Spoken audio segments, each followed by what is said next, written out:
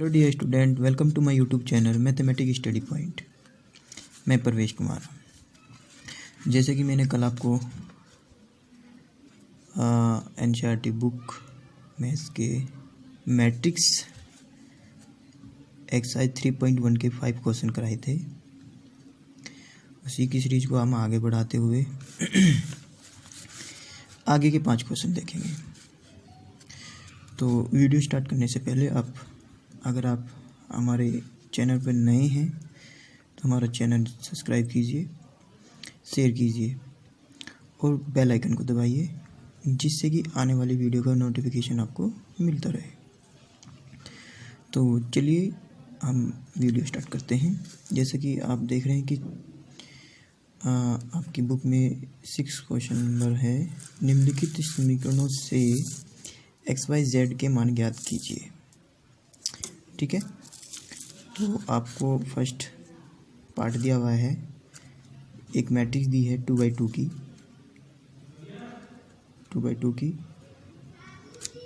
ठीक है, बराबर दिया हुआ है 2/2 की दूसरी मैट्रिक्स, इक्वल में एक मैट्रिक्स इधर और इक्वल दूसरी मैट्रिक्स इधर। तो इस टाइप की मैंने आपको मैट्रिक्स बताई थी, समान अवयव, इक्विवेलेंट मैट्रिक्स। इक्विवेलेंट मैट्रिक्स कब होगी ये? अगर इनके संगत अवयव के संगत एलिमेंट इक्वल होंगे तभी आपकी क्या होगी, ये मैट्रिक्स इक्वल होगी। तो क्योंकि चलो सॉल्यूशन देखते हैं क्या आपको ऐसे ही करना है एग्ज़ाम में। क्योंकि दिए हुए अवयव समान हैं, क्योंकि दोनों बराबर दिए हुए हैं, इसलिए संगत अवयव भी समान होंगे। अगर ये दोनों समान हैं तो इनके संगत अवयव भी समान होंगे। तो संगत अवयव की तुलना करने पर, संगत अवयव कैसे, मतलब जैसे कि 4y के बराबर, 4y के बराबर हो गया, 3z के बराबर, 3z के बराबर, x 1 के बराबर, x 1 के बराबर, 5 के बराबर। जो हमें इसकी ज़रूरत नहीं है, हमें ओनली XYZ की ज़रूरत है, तो हमने ओनली 3 ये लिए हैं कि 4y के बराबर, 3z के बराबर, x 1 के बराबर। तो हमने ये लेने पर x की वैल्यू 1 आ गई, y की वैल्यू 4 आ गई, z की वैल्यू 3 आ गई। तो इस तरह से आपको ये क्वेश्चन करने हैं अगर समीकरणों से XYZ की मान हमें ज्ञात करना है। सेकेंड नंबर क्या दिया हुआ है इसका, x + y 2 5 + z xy, इधर दिया है 6 2 5 8। तो जो मैंने लैंग्वेज बताया था, लैंग्वेज तो सेम यही लिखनी है जो मैंने इस क्वेश्चन में नहीं लिखी है। मैंने सिर्फ इतना लिखा है, संगत अवयव की तुलना करने पर, क्योंकि इक्वल दिए हुए हैं तो उनके संगत अवयव भी समान होंगे, इसलिए हमने क्या करा, संगत अवयव की तुलना करने पर। कैसे तुलना होगी, x + y बराबर किसके, 6 के, यानी कि A11 जो ये आपका एलिमेंट है, ये आपका A11, इसका एलिमेंट फर्स्ट क्या है, A11। तो A11 के बराबर, यानी कि ये पूरा है x + y = 6। तो x + y = 6, ये फर्स्ट समीकरण हमने मान ली। दूसरा है 2 के बराबर, ये हमें इसकी ज़रूरत नहीं है क्योंकि इसमें कोई अननोन आपका वेरिएबल नहीं है। तो 5 + z किसके बराबर, 5 के, ये सेकेंड इक्वेशन मान ली। x y = 8। तो इस तरह से हमने तीनों कंपेयर करके 3 इक्वेशन दे दी। अब इनको तीनों इक्वेशन को सोल्व करेंगे। सोल्व किस तरह करेंगे, XYZ की वैल्यू जो आप अब तक करते आए हैं। किस तरह से, हमने समीकरण 2 लिया, दूसरी कौन सी है, y + z = 5, ठीक है। तो y + z = 5, 5 को इधर लेके जाएंगे तो 0, 5 में 5 आएगा 0, तो y z की वैल्यू कितनी आ गई, 0 आ गई। अब समीकरण 1 व 2 को हल करने पर, 2 को हल करने पर कैसे करेंगे, समीकरण 1 से x का मान समीकरण 2 में रखने पर। समीकरण 1 से इस वाली समीकरण से x की वैल्यू निकाल लो, तो x की वैल्यू क्या आएगी, तो x + y = 6, x की वैल्यू आ जाएगी 6 - y। जरूरी नहीं आप x की वैल्यू निकालो, y की भी निकाल सकते हो। y की निकाल के हम थर्ड इक्वेशन में रख दें, क्योंकि इसमें तीनों ही इक्वेशन दी हुई है आपकी, दोनों ही वेरिएबल दिए हैं x और y। तो x y दिए हैं, तो यहाँ पे x की वैल्यू भी रख सकते हैं, y की वैल्यू भी रख सकते हैं। तो यहाँ पे हमने x की वैल्यू निकाल दी 6 - y, हमने समीकरण थर्ड में रख दी x y, तो x की जगह हमने रखा 6 माइनस वाई इंटू में y इक्वल टू 8। y के अंदर मल्टीप्लिकेशन करेंगे 6y माइनस के वाई स्क्वायर इक्वल टू 8, और हम इसको द्विघात इक्वेशन बनाएंगे, क्वाड्रेटिक इक्वेशन। हमने दोनों साइड माइनस की मल्टीप्लिकेशन कर दी, तो ये वाला माइनस हो जाएगा, ये वाला प्लस हो जाएगा, ये वाला माइनस हो जाएगा, और हम बराबर से इधर लेके आएंगे तो फिर दोबारा प्लस हो जाएगा। ठीक है, तो अब ये आपकी क्वाड्रेटिक इक्वेशन हो गई। तो क्वाड्रेटिक इक्वेशन आपको सोल्व करनी आती है। वाई स्क्वायर ऐसे रखा हमने, 6 के हमने फैक्टर किए, जिससे कि आपका दोनों की मल्टीप्लिकेशन 8 आए। तो 4 2 8 और 6 और 2 माइनस के 6 प्लस के 8 बराबर 0। हमने वाई दोनों में से कॉमन लिया तो वाई माइनस 4 बच गया, माइनस के 2 कॉमन लिया तो माइनस के 4 बच गया।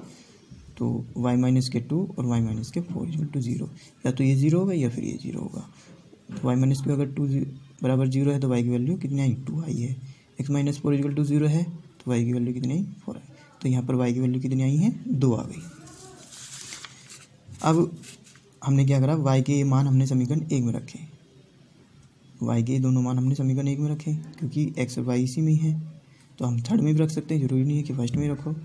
हमने फर्स्ट में रखे हैं, तो x पहले हमने y रख रहे हैं 2, हम पहले शुरू में रख रहे हैं y बराबर 2, तो x प्लस y हमने 2 रख दिया बराबर 6, तो x वैल्यू कितनी आ गई, 4।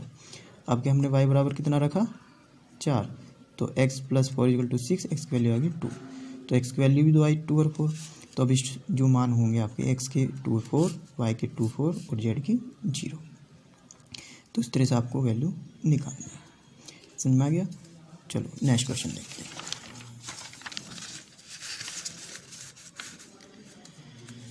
थर्ड दिया है x plus y z, x plus y plus z equal, इधर दूसरे में दिया 9, एक्स प्लस जेड और वाई प्लस जेड, इधर 9 5 7।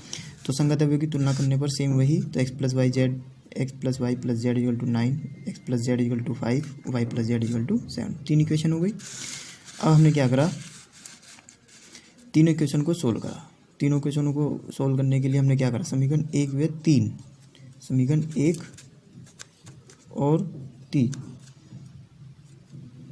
हमने क्या करा कि समीकरण फर्स्ट में से समीकरण सेकंड को घटा दिया, समीकरण फर्स्ट में से समीकरण 3 को हमने घटा दिया। तो घटाएंगे किस तरह से, तो y से y कैंसिल, z से z कैंसिल, तो क्या बच गया x, और 9 में से 7 जाएगा, कितना बचेगा 2। तो x की वैल्यू कितनी आ गई, 2 आ गई। अब ये x का मान समीकरण हम 2 में रखेंगे, x का मान हम समीकरण 2 में रखेंगे, जिससे कि हम किसका मान निकाल सके, z का। तो हमने x का वैल्यू हमने समीकरण सेकंड में रखी, तो x की वैल्यू 2 थी प्लस z इक्वल टू 5, तो z की वैल्यू आ गई 3। अब ये z का मान हम समीकरण 3 में रखेंगे। 3 में क्यों रखेंगे, क्योंकि हमें y की वैल्यू निकालनी है। हमने y की वैल्यू निकाली, तो y प्लस z की वैल्यू 3 इक्वल टू 7, तो y इक्वल टू 4। तो तीनों मान आ गए हमारे पास, x की वैल्यू 2, y की वैल्यू 4, z की वैल्यू 3। तो इस तरह से आपको ये इक्वेशन सोल्व करनी है। ठीक है, नेक्स्ट क्वेश्चन, समीकरण से ए बी सी डी हमें फाइंड करने हैं, वो इक्वेशन दी हुई है, a minus b, 2a plus c, 2a minus b, 3c plus d, 1 minus के 1, 5 0 13। तो संगत अवयवों की तुलना करने पर हमने 4 इक्वेशन निकली, a माइनस बी माइनस 1 के बराबर, 2a plus C equal to 5 के बराबर, 2a माइनस बी 0 के बराबर, 3c plus D equal to 13। तो समीकरणों को हमने हल करने पर हमने क्या करा, समीकरण 1 में 2 की गुना कर दी, समीकरण 1 में 2 की गुना करके और समीकरण 3 में से घटा दिया। तो समीकरण 1 में हमने 2 से मल्टीपल करी, तो 2a माइनस के 2b इक्वल टू माइनस के 2, और थर्ड इक्वेशन 2a माइनस के b हमने क्या करा, घटाया। तो जो प्लस का होता है वो माइनस हो जाता है, जो माइनस होता है वो प्लस हो जाता है। ये आपका ये प्लस है यहाँ पर, तो माइनस हो जाएगा। ठीक है, ये प्लस माइनस कट जाते हैं, तो ये वाला चिन्ह काउंट होता है। तो माइनस 2b में से प्लस के b जाएगा, तो कितना बचेगा, माइनस के b, तो माइनस के b बच गया। ठीक है, तो और माइनस के 2, तो माइनस से माइनस कैंसिल, तो b की वैल्यू कितनी आ गई, 2 आ गई। अब ये b का मान समीकरण थर्ड में रख दो, तो 2a माइनस के b की वैल्यू कितनी है आपकी 2 का वैल्यू 0, तो a की वैल्यू आ गई a। ठीक है, अब ये a का मान समीकरण 2 में रख देंगे। दूसरी कौन सी समीकरण आपकी, 2a प्लस के c इक्वल टू 5, तो हमने यहाँ पर ए की वैल्यू निकाल ली, तो ए की वैल्यू पुट कर दो 2 इंटू 1 प्लस के सी, यानी कि सी की वैल्यू कितनी आ गई 2, 5 में से 2 जाएंगे 3। ठीक है, अब सी की वैल्यू आ गई, ए की वैल्यू आ गई, बी की वैल्यू आ गई, एक बचा डी। तो हमने क्या करा, सी का मान समीकरण 4 में रखेंगे, क्योंकि डी इसी में ही है इसलिए हमें इसमें ही रखना पड़ेगा। 3c प्लस के डी इक्वल टू 13, सी की वैल्यू हमने निकाल ली 3, तो 3 गुना 3 प्लस के डी इक्वल टू 13, तो डी की वैल्यू कितनी आ गई 4 आ गई। ठीक है, तो अब मान कितना आ गया, ए बराबर 1, बी बराबर 2, सी बराबर 3 और डी बराबर 4। ठीक है, कोई अगर आपकी कोई क्यूरी हो तो कमेंट बॉक्स में आप कर सकते हैं। नेक्स्ट क्वेश्चन, ए बराबर ए आई जे एम बाई एन एक वर्गावी होगा कब? वर्गावी कब होता है? अब जिसकी आपकी ऑर्डर दोनों सेम होते हैं, जिसके ऑर्डर दोनों सेम होते हैं वही आपका क्या होता है, वर्गावी होता है। यानी जिसकी रो और कॉलम बराबर होते हैं वो आपको क्या होता है, वर्गावी होता है। ठीक है, नेक्स्ट क्वेश्चन क्या है आपका 9th क्वेश्चन, एक्स तथा वाई के प्रदत्त यानी दिए हुए किन मानों के लिए अवयव के निम्नलिखित युग्म समान हैं।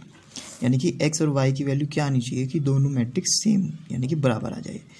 मैंने बताया कि अगर दो अवयव समान होंगे तो उनके एलिमेंट भी बराबर होंगे, संगत एलिमेंट क्रॉसपॉन्डिंग, यानी कि जैसे कि a11 इसके a11 के बराबर, तो सेम ऐसे चलो देखते हैं कि क्या आता है।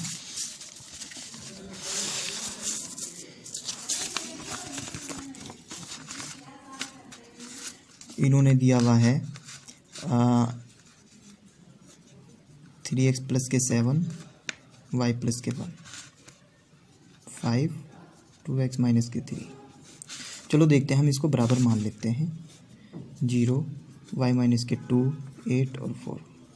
ठीक है, तो अगर ये बराबर हैं तो इनके संगत एलिमेंट भी बराबर होने चाहिए, इक्वल टू 0।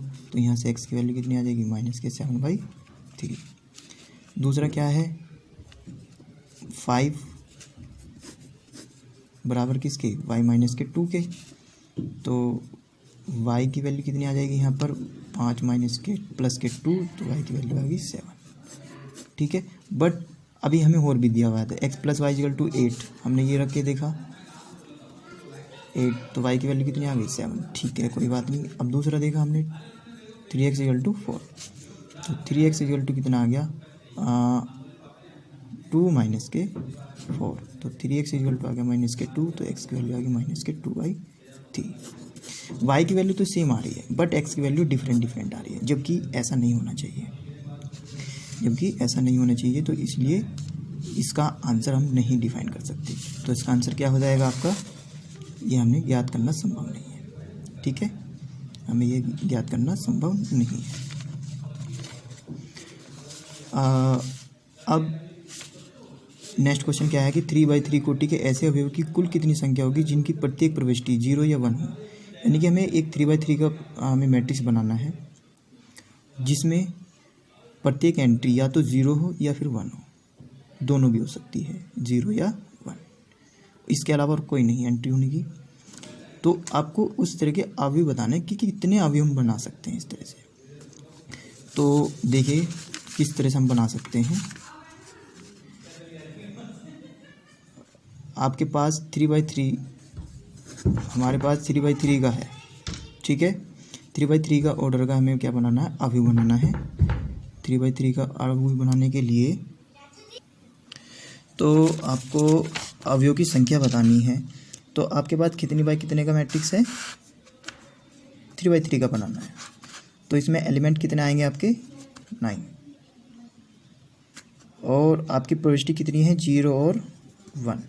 तो कितने एलिमेंट हम भर सकते हैं, मैक्सिमम सिर्फ 2, या तो 0 या फिर 1। तो आपको अगर अवयव की संख्या में बतानी है तो आपको सिंपली क्या करना है, जितनी भी आपके पास एंट्रीज हैं